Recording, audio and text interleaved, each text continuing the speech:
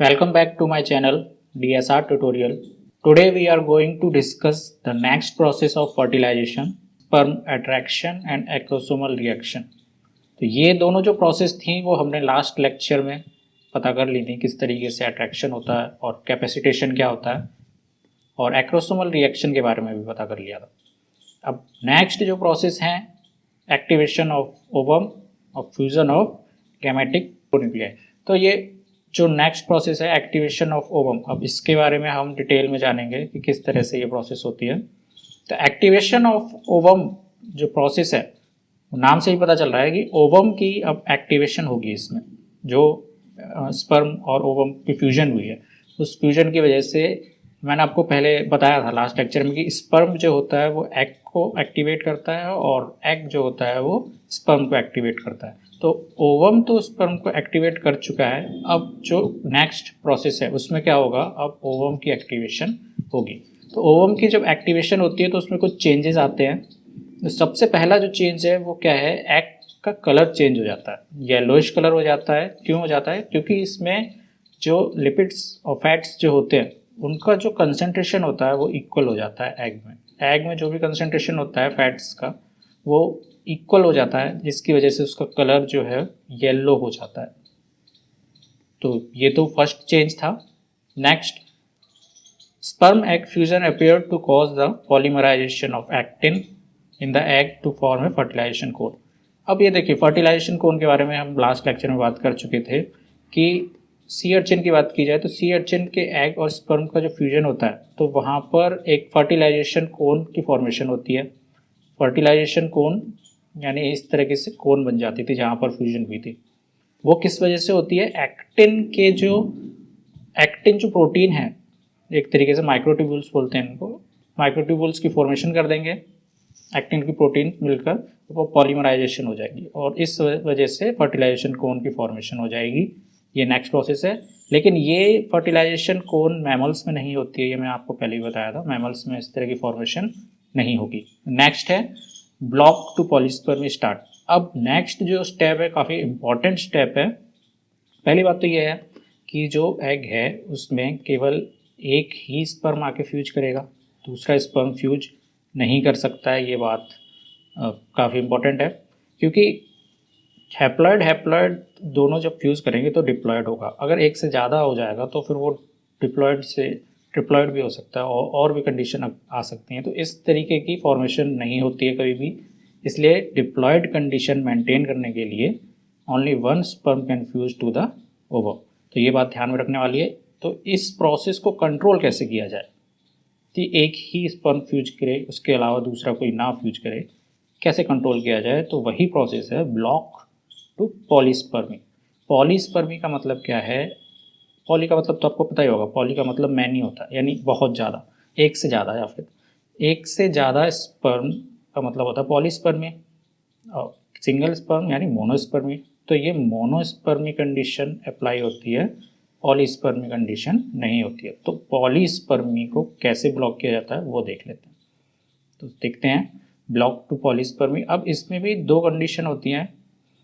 पहला स्टेप होता है फास्ट ब्लॉक। तो स्पर्म केवल एक जब आके फ्यूज कर जाएगा तो फास्ट ब्लॉक वाली कंडीशन स्टार्ट हो जाती है जो बाकी अदर स्पर्म को आने से रोक देता है। और दूसरी जो होती है प्रोसेस वो होती है स्लो ब्लॉक। फास्ट ब्लॉक और स्लो ब्लॉक इसलिए बोला जा रहा है क्योंकि टाइमिंग पे डिपेंड करता है। ये फास्ट ब्लॉक मतलब ये इतनी जल्दी होती है प्रोसेस कंप्लीट, इसलिए इसको फास्ट ब्लॉक बोला गया है। और ये टाइम लगाती है इसलिए स्लो ब्लॉक बोला गया है। तो फास्ट ब्लॉक में क्या होता है, स्लो ब्लॉक में क्या होता है वो देखते हैं। फास्ट ब्लॉक पॉलीस्पर्मी में क्या होता है, देखिए यहाँ पर ये एग की ही बात कर रहे हैं। एग की ये प्लाज्मा मेम्ब्रेन है और ये साइटोप्लाज्म है, ठीक है। अब यहाँ पर जो मेम्ब्रेन होता है, मेम्ब्रेन का एक पोटेंशियल होता है, इलेक्ट्रिक पोटेंशियल। तो नॉर्मली अगर बात की जाए रेस्टिंग फेज़ में इसका जो इलेक्ट्रिकल पोटेंशियल होता है -70 मिली वोल्ट होता है, जो कि काफ़ी कम है। -70 मिली वोल्ट है और ये नेगेटिव है। तो नेगेटिव कंडीशन में होता है इलेक्ट्रिक पोटेंशियल। जैसे ही स्पर्म आके बाइंड करता है तो इसमें जो चैनल्स होते हैं, कुछ सोडियम चैनल, वो ओपन हो जाते हैं, जिसकी वजह से सोडियम सारा का सारा इंसर्ट होने लगता है, इन्फ्लक्स होने लगता है सोडियम का, और इस वजह से ये रेस्टिंग पोटेंशियल चेंज हो जाता है -70 मिली वोल्ट से +20 मिली वोल्ट में। क्यों? क्योंकि सोडियम की कंसनट्रेशन हाई हो जाती है और यहाँ पे नेगेटिव से पॉजिटिव में कन्वर्जन हो जाता है, और ये जो प्रोसेस है बहुत जल्दी होती है, विद इन 1 to 3 सेकेंड्स में बहुत फास्ट होती है, तो इसलिए इसको फास्ट ब्लॉक बोला गया। होता क्या है, इसमें ये पोटेंशियल की बात जो कर रहे हैं वो केवल इस मेम्ब्रेन की बात की जा रही है, और मेम्ब्रेन के अंदर जो साइटोप्लाज्म है उसके आसपास के इलेक्ट्रिक पोटेंशियल की बात की जा रही है। एग के अंदर अपना एक इलेक्ट्रिक पोटेंशियल होगा और उसके बाहर जो एनवायरनमेंट है उसका अपना एक इलेक्ट्रिक पोटेंशियल होगा। तो एनवायरनमेंट का इलेक्ट्रिक पोटेंशियल तो सेम रहेगा, उसमें कोई चेंजेस नहीं आएंगे। तो नॉर्मल कंडीशन में अगर जैसा होता है -70 मिली वोल्ट, तो स्पर्म आके बाइंड कर सकते हैं नॉर्मल कंडीशन में, रेस्टिंग फेज में। और अगर इलेक्ट्रिक पोटेंशियल नेगेटिव से पॉजिटिव हो जाए तो फिर उसके बाद कोई भी स्पर्म आके बाइंड नहीं कर सकता है, ये कंडीशन है। इसलिए पॉजिटिव जब हो जाता है इलेक्ट्रिक पोटेंशियल तो कोई और स्पर्म बाइंड नहीं कर पाता। तो ये प्रोसेस इतनी फास्ट होती है, इसलिए इसको फास्ट ब्लॉक बोला गया है। होता क्या है इसमें, सिंपल है, सोडियम आयन इन्फ्लक्स हो जाते हैं जिससे पोटेंशियल नेगेटिव से पॉजिटिव हो जाता है विद इन 1 to 3 सेकेंड्स में। तो सिंपल सी प्रोसेस है। नेक्स्ट प्रोसेस देखते हैं क्या है, स्लो ब्लॉक। अब स्लो ब्लॉक है तो यानी टाइम कंज्यूमिंग है, टाइम काफ़ी लेगा, इतनी फास्ट नहीं होती है। तो यहाँ पे देखिए 2 प्रोसेस हो रही हैं पॉलीस्पर्मी को रोकने के लिए। अब दूसरी वाली प्रोसेस कैसे होती है, सेम वही है, ये साइटोप्लाज्म है एग का और ये प्लाज्मा मेम्ब्रेन। प्लाज्मा मेम्ब्रेन्स में कुछ प्रोटीन्स हैं और लिपिड्स हैं। अब यहाँ पे देखिए ये टायरोसिन एक रिसेप्टर है, सेल सिग्नलिंग में आपने पढ़ा होगा टायरोसिन काइनेज, टीके लिखा हुआ। टायरोसिन काइनेज रिसेप्टर जो है, जैसे ही स्पर्म आता है, स्पर्म प्लाज्मा मेम्ब्रेन से बाइंड करेगा तो टायरोसिन रिसेप्टर एक्टिवेट होकर फॉस्फोलाइपेज सी से बाइंड कर जाएगा। फॉस्फोलाइपेज सी एक्टिवेट होने के बाद सेल मेम्ब्रेन में जो PIP2 जो होते हैं, फॉस्फोलिपिड होते हैं ये सेल मेम्ब्रेन में, मैंने आपको पहले ही बताया था, यूकैरियोटिक के हर सेल मेम्ब्रेन में PIP2 फिर फॉस्फोलाइपेज सी एक्टिवेट होने की वजह से IP3 और डार्क में कन्वर्ट हो जाता है बाई फॉस्फोलाइपेज से। अब ये जो IP3 है और ये एंडोप्लाज्मिक रेटिकुलम है, ये देखिए सेल के अंदर एंडोप्लाज्मिक रेटिकुलम होगा एग का, तो IP3 जो है यहाँ पर एंडोप्लाज्मिक रेटिकुलम का एक रिसेप्टर होगा IP3 के लिए, उससे जाके बाइंड कर जाएगा। रिसेप्टर से बाइंड होने से क्या होगा, कैल्शियम के जो चैनल होंगे एंडोप्लाज्मिक रेटिकुलम में, एंडोप्लाज्मिक रेटिकुलम कैल्शियम स्टोर करके रखता है, ये आपको पता होना चाहिए। कैल्शियम जो स्टोर होंगे वो सारे के सारे फिर रिलीज होने लगेंगे, कहाँ पर, एंडोप्लाज्मिक रेटिकुलम से साइटोप्लाज्म में। कैल्शियम रिलीज होने लगेंगे तो ये कैल्शियम जो रिलीज हुए हैं वो और जो डाइएसाइल ग्लिसरॉल है वो दोनों एक्टिवेट कर देंगे मेम्ब्रेन के सोडियम पोटाशियम एक्सचेंज पंप को। सोडियम पोटाशियम एक्सचेंज पंप जब एक्टिवेट हो जाएगा तो वो ओपन हो जाएगा और हाइड्रोजन जो यहाँ पर साइटोप्लाज्म में है वो सारे के सारे आउटफ्लक्स होने लगेंगे, बाहर जाने लगेंगे, और सोडियम इनफ्लक्स होने लगेगा। तो sodium hydrogen exchange pump active हो जाता है बाई DAG और कैल्शियम से। तो इस तरीके से फिर सोडियम की कंसंट्रेशन यहाँ पर ज़्यादा हो जाती है और हाइड्रोजन की कंसंट्रेशन साइटोप्लाज्म में कम होने लगती है। अब ये बात आपको पता होनी चाहिए कि हाइड्रोजन आयन जब कम होने लगते हैं तो हाइड्रोजन आयन रिलेटेड होता है pH वैल्यू से, तो pH वैल्यू जो है इंक्रीज होने लगेगी। हाइड्रोजन आयन के इन्वर्सली प्रोपोर्शनल होती है pH, तो pH यहाँ पर चेंज होने लगेगी जो कि बेसिक हो जाएगी, अल्कलाइन हो जाएगी, जिसकी वजह से क्या हो जाएगा, सेल में काफ़ी सारे फंक्शन ऑन हो जाएंगे, सेल की डिवीज़न जो रुकी हुई थी वो स्टार्ट हो जाएगी। आपको पता है ये प्रोसेस फर्टिलाइजेशन की कहाँ होती है, मैंने बताया था आपको, मेटाफेज अरेस्ट स्टार्ट हो जाती है जब मियोसिस सेकंड में, वहाँ पर होती है, आपको काफ़ी बार बता चुका हूँ। तो वहाँ से फिर ये स्टार्ट हो जाती है, फिर फर्टिलाइजेशन होने के बाद फिर आगे नेक्स्ट सेल जो है वो डिवाइड करने लगता है, क्लीवेज स्टेज में पहुंचने लगता है। सेल डिवाइड होंगे तो क्लीवेज होंगे, फिर डीएनए सिंथेसिस होने लगती है और फिर डीएनए बनेंगे तो उसके फिर ट्रांसलेशन भी होने लगती है। तो ट्रांसलेशन के बाद प्रोटीन की फॉर्मेशन होने लगती है। तो इस तरीके से एग की एक्टिवेशन हो जाती है। एग एक्टिवेट हो गया, इसका मतलब कि उसमें इतनी एक्टिवेशन आ गई कि उसकी सारी प्रोसेस जो स्टॉप थी, transcription, translation, DNA synthesis, replication, ये सारी की सारी प्रोसेस ऑन हो जाती हैं, जिससे कि जो एग सिंगल एग है वो अपनी नेक्स्ट प्रोसेस में आ जाता है और फिर डेवलपमेंट की अगली प्रोसेस स्टार्ट करने लगता है। डेवलपमेंट की नेक्स्ट प्रोसेस क्लीवेज है फर्टिलाइजेशन के बाद, तो वो क्लीवेज की प्रोसेस में आने लगता है और फिर इसी टाइम पे गैमीट्स का भी फ्यूजन हो जाता है और वो गैमीट्स फ्यूज होके फिर डिप्लॉयड कंडीशन में आ जाते हैं। तो इस तरीके से एग की एक्टिवेशन हो जाती है और इसमें और भी प्रोसेस है अभी। ये सारी की सारी प्रोसेस जब ऑन होती हैं तो कॉर्टिकल ग्रैन्यूल्स कुछ पाए जाते हैं एग के अंदर, उनको रिलीज करने लगते हैं। जो कॉर्टिकल ग्रैन्यूल्स होते हैं वो सारे के सारे बाहर जाने लगते हैं। कॉर्टिकल ग्रैन्यूल्स देख लेते हैं क्या है। देखिए यहाँ पर ये जो दिखाई दे रहा होगा आपको, ये कॉर्टिकल ग्रैन्यूल्स भरे हुए हैं। ये साइटोप्लाज्म में अरेंज रहते हैं, जो प्लाज्मा मेम्ब्रेन होती है उसके आसपास। प्लाज्मा मेम्ब्रेन के आसपास सारे के सारे कॉर्टिकोग्रैन्यूल्स लगे रहते हैं। ये कॉर्टिकल ग्रैन्यूल्स जो है वो रिलीज होते हैं जब कैल्शियम की कंसंट्रेशन हाई हो जाती है। सीधी सी बात है, कैल्शियम की कंसंट्रेशन हाई होगी तभी ये रिलीज होना शुरू होंगे, उससे पहले ये रिलीज नहीं होंगे। तो इसमें क्या होता है, स्पर्म जैसे ही बाइंड करता है तो रिलीज कैसे होते हैं उसके बारे में देखते हैं। तो ये देखिए यहाँ पे कॉर्टिकल ग्रैन्यूल्स रिलीज होना स्टार्ट हो गए हैं।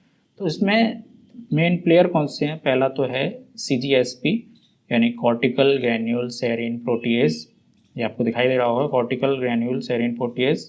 इसका ये वर्क होता है कि यहाँ पर जो वाइटेलाइन मेम्ब्रेन होती है और प्लाज्मा मेम्ब्रेन होती है उसके बीच में कुछ क्लिप्स पाए जाते हैं जो इन दोनों मेम्ब्रेन को अटैच करके रखते हैं। ये आपको दिखाई दे रहे होंगे, सारे के सारे क्लिप लगे हुए हैं। इन क्लिप्स की वजह से ही ये मेम्ब्रेन एक दूसरे में अटैच हैं। अगर ये क्लिप्स हटा दिए जाएँ तो मेम्ब्रेन फिर खुल जाएंगे और वो अलग हो जाएंगे एक दूसरे से। तो CGSP क्या करता है, वो इन क्लिप्स को तोड़ने लगता है। जो माइक्रोविल्लाई आपको दिखाई दे रहे होंगे इस तरीके से, ये सारे के सारे क्लिप्स टूटने लगते हैं और टूटने की वजह से ये वाइटलाइन मेम्ब्रेन ऊपर बाहर को निकलने लगती है और बाकी नीचे साइटोप्लाज्म तो रह ही जाता है, प्लाज्मा मेम्ब्रेन से अलग हो जाता है। तो इस तरीके से देख रहे होंगे आप, ये काफ़ी डिस्टेंस मेंटेन हो चुका है CGSP की रिलीज होने की वजह से।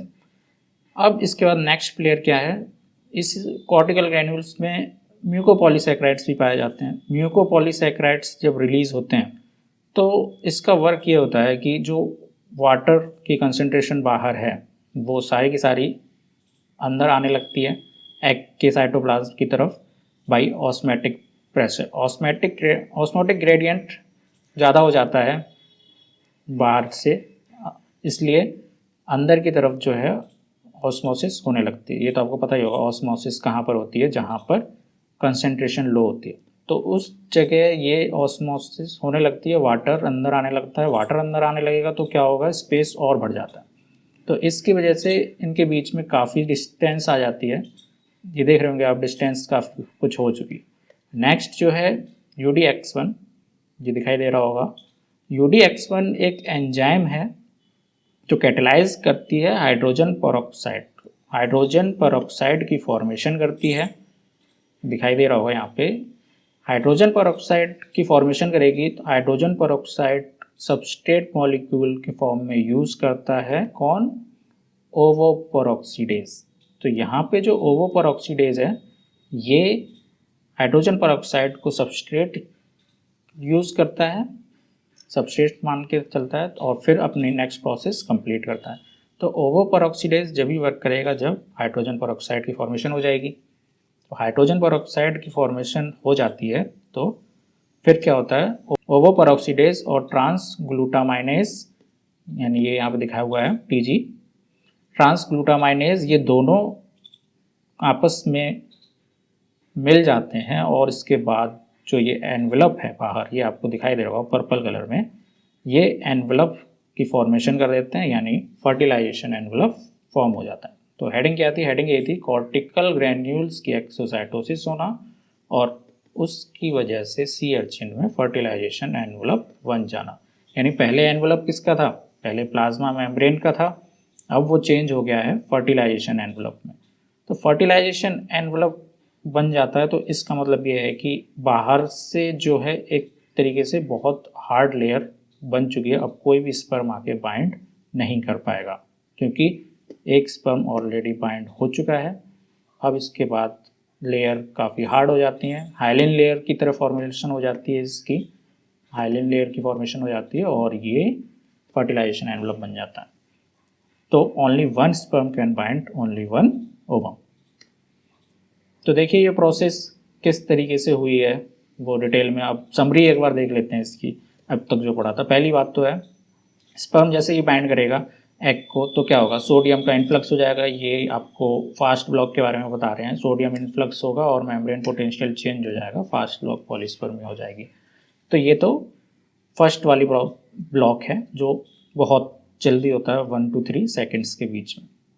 और क्या होता है जब एग से फ्यूज करता है स्पर्म तो काइनेज स्टिमुलेट हो जाता है, फॉस्फोलाइपेज सी का एक्टिवेशन हो जाता है, मैंने बताया आपको, जो क्या करता है IP3 और डाई एसाइल ग्लिसरॉल का प्रोडक्शन करता है।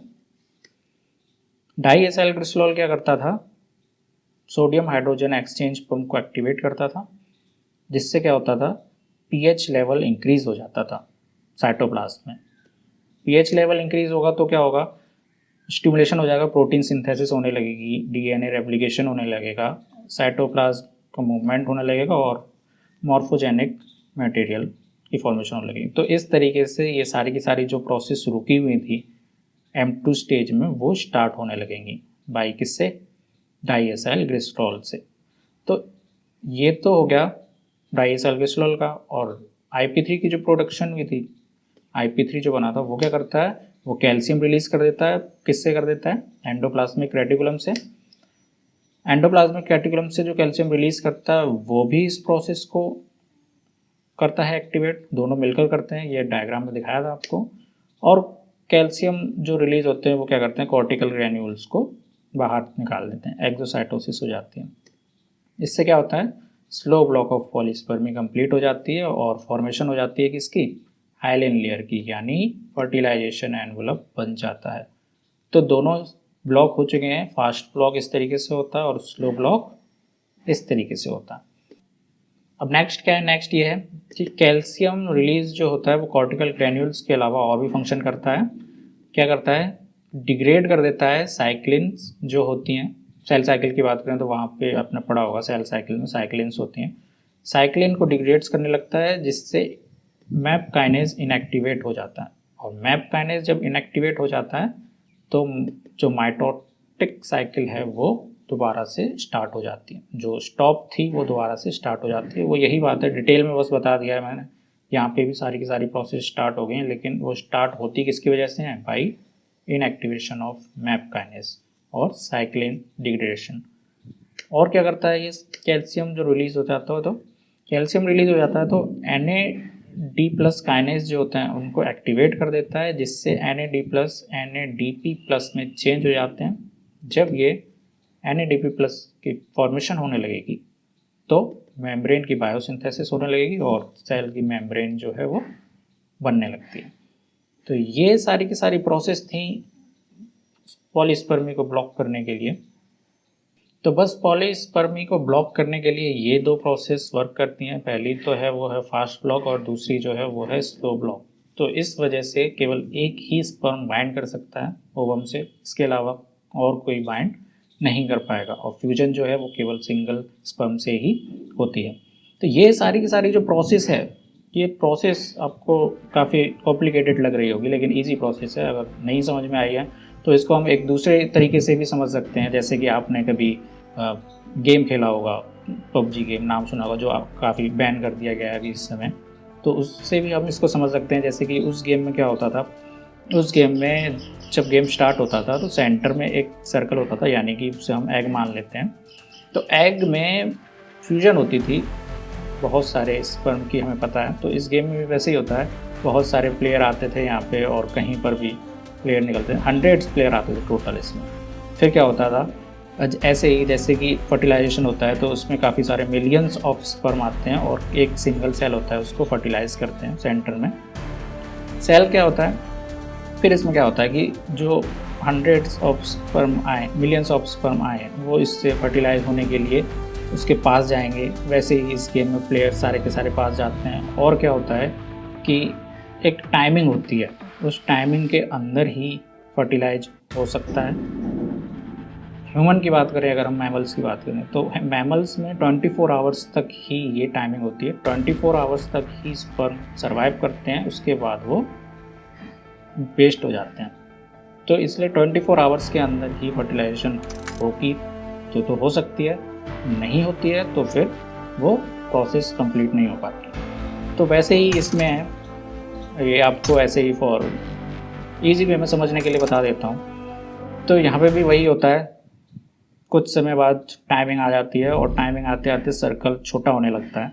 सर्कल छोटा होने लगता है तो यहाँ पे सेंटर में केवल रह जाता है और बीच में केवल एक ही प्लेयर सरवाइव कर सकता है। There is only one winner of the game, और जिसको कि चिकन डिनर मिलता है। वैसे ही पॉलीस्पर्मी में है, केवल एक ही स्पर्म सरवाइव करता है जो कि फ्यूज कर पाता है एग को।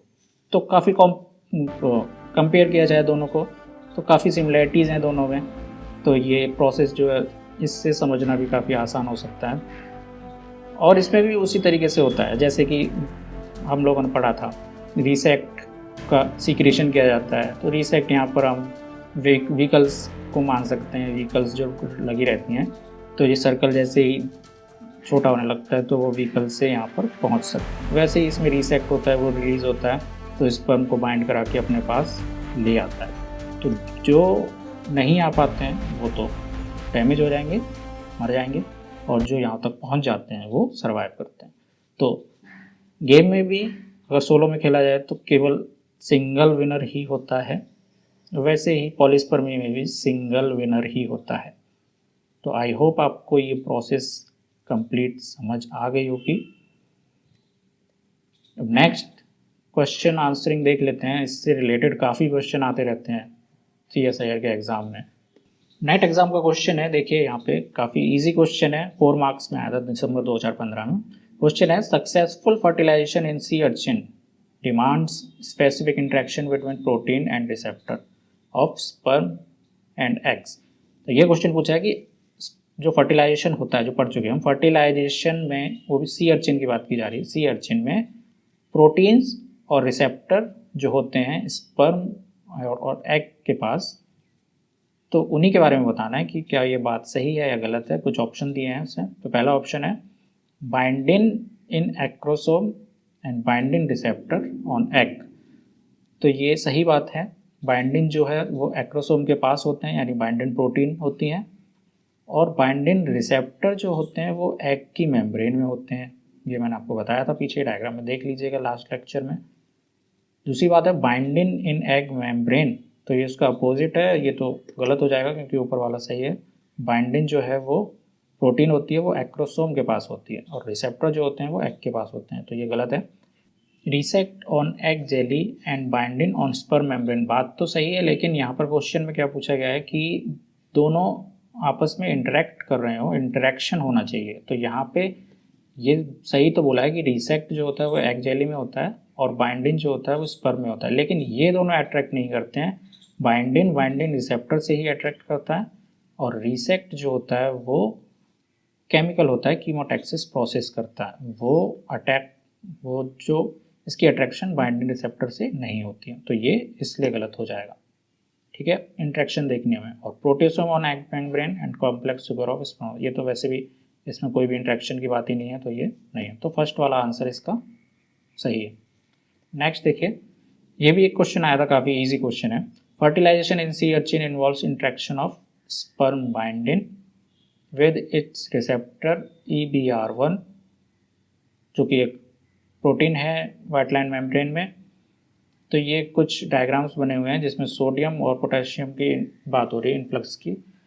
तो यहाँ पर ये जो क्वेश्चन है वो फास्ट ब्लॉक से रिलेटेड है। फास्ट ब्लॉक में हमने पढ़ा ही था कि फास्ट ब्लॉक में क्या होता है, सोडियम इन्फ्लक्स होने लगता है। तो क्वेश्चन यही पूछा, फर्टिलाइजेशन है सी अर्चिन में बाइंडिंग रिसेप्टर जब बाइंड होता है तो क्या होता है। तो सीधे से ये पूछ रहा है कि फास्ट ब्लॉक जो होता है उसमें प्रोसेस में क्या होता है। अब इसमें ये एक चार्ट दिया हुआ है और यहाँ पर ऑप्शन में यही चार्ट में क्वेश्चन पूछा गया है।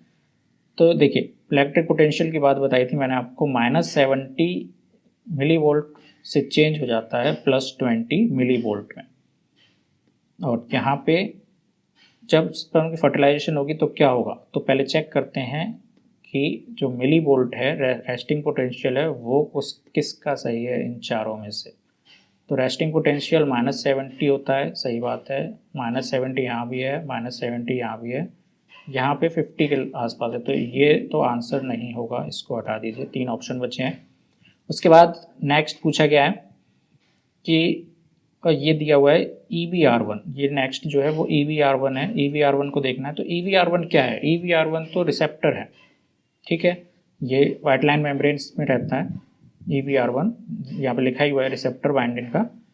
तो रिसेप्टर की कंसंट्रेशन तो सब में बराबर है, वो तो चेंज नहीं होगी, तो इससे तो पता नहीं चलेगा, इसे छोड़ देते हैं। सोडियम की बात करें, अब सोडियम में क्या है, ये देखिए सोडियम की कंसंट्रेशन यहाँ पे -100 थी पहले, और हमें पता है सोडियम की कंसंट्रेशन जो है वो हाई हो जाती है। तो यहाँ पे इस वाले में हाई हो गई है, तो ये सही बात है। यहाँ भी हाई हो रही है, ये भी सही बात है। यहाँ बहुत ज़्यादा हाई हो रही है, तो ये भी सही बात है। यानी ये चारों ऑप्शन जो हैं वो, एक तो हमने पैसे ही निगलेक्ट कर दिया था, 3 ऑप्शन है वो वर्क कर रहे हैं। कितना हाई हो रहा है ये हमें अभी नहीं पता चल रहा है। लेकिन पोटेशियम को अगर हम देखें तो पोटेशियम की बात तो की ही नहीं गई थी। सोडियम और हाइड्रोजन की कंसंट्रेशन का एक्सचेंज हो रहा था, तो यहाँ पे पोटेशियम की कंसंट्रेशन -100 से थोड़ी ज़्यादा है, जो कि हाई हो जा रही है, जबकि पोटेशियम की कोई बात ही नहीं थी। तो फिर ये तो गलत हो जाएगा, क्योंकि पोटेशियम का तो कोई रोल ही नहीं होता है, हाई कैसे होगी कंसंट्रेशन। इसमें भी पोटेशियम हाई हो रहा है, तो इसका भी कोई रोल नहीं है, ये भी हटा दीजिए। और यहाँ पे देखिए इसमें पोटेशियम की कंसंट्रेशन बराबर है, क्योंकि पोटेशियम का कोई रोल नहीं है। तो यानी ये वाला जो आंसर है वो सही है।